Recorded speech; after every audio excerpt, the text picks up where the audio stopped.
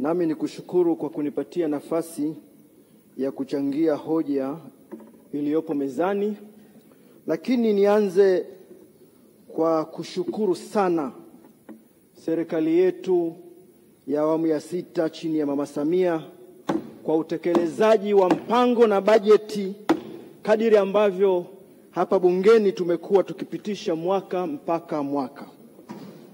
Mheshimiwa Spika, nikumbushe tu kwamba katika mpango wa miaka 5 ambapo ndio unaishia sasa, bunge lako lilipitisha uboreshaji na upanuzi wa viwanja vya ndege 11 nchini. Tunashukuru.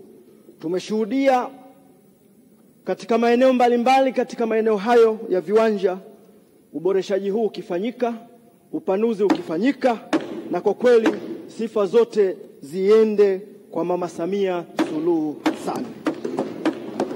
Katika eneo hili, Mheshimiwa Naibu Spika, nikumbushe tu kwamba kulikuwa na viwanja 5 vya kipaumbele ikiwemo Kilwa na Chingwea pamoja na kule Kilimanjaro, lakini wananchi wa maeneo haya bado hawajalipwa fidia, na utekelezaji wa malipo haya upo katika mwaka huu wa bajeti ambao tunamaliza.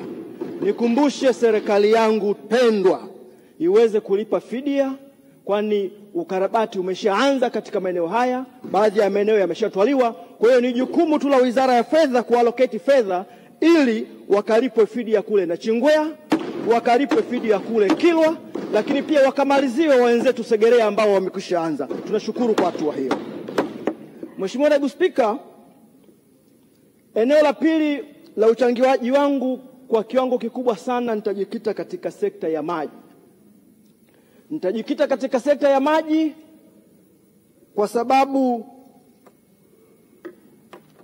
Mwenyezi Mungu katika kitabu kitukufu cha Qur'ani aya ya 30 katika sura ya 21 sura Al-Anbiya anasema, na ninanukuu, waja'alna minal ma'i kulli shay'in hayy. Mwisho wa kunukuu. Tafsiri: tumejalia kutokana na maji kuwa ndio uhai wa kila kitu. Mheshimiwa Naibu Spika, kwa namna ambavyo tunafanya tathmini ya sekta ya maji miaka 5 iliyopita na sasa, kwa kweli Mheshimiwa Rais amepiga hatua kubwa sana.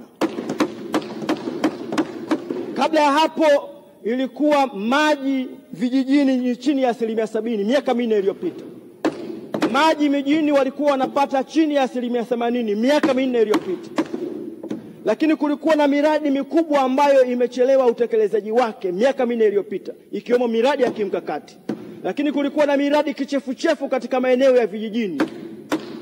Baada ya miaka 4 hii, Mheshimiwa Naibu Spika, ninayo furaha na ninazungumza kwa amani kwamba Mheshimiwa Rais Samia amesikiliza kilio cha Watanzania.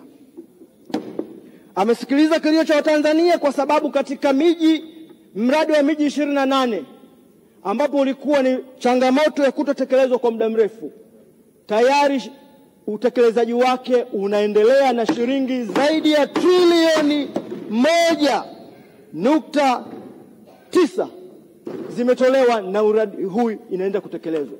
Mheshimiwa Naibu Spika, mimi katika jimbo langu la Kilwa Kusini ni sehemu ya wanufaika wa mradi huu. Ninayo heshima kutamka katika bunge lako tukufu kwamba mradi huu sasa umeshafikia zaidi ya 90% na unakwenda kunufaisha wakazi katika miji ya Kilwa Kivinje, Kilwa Masoko, Nangurukuru, Mavuji, Mtanga mpaka Kilwa Kisiwani kule.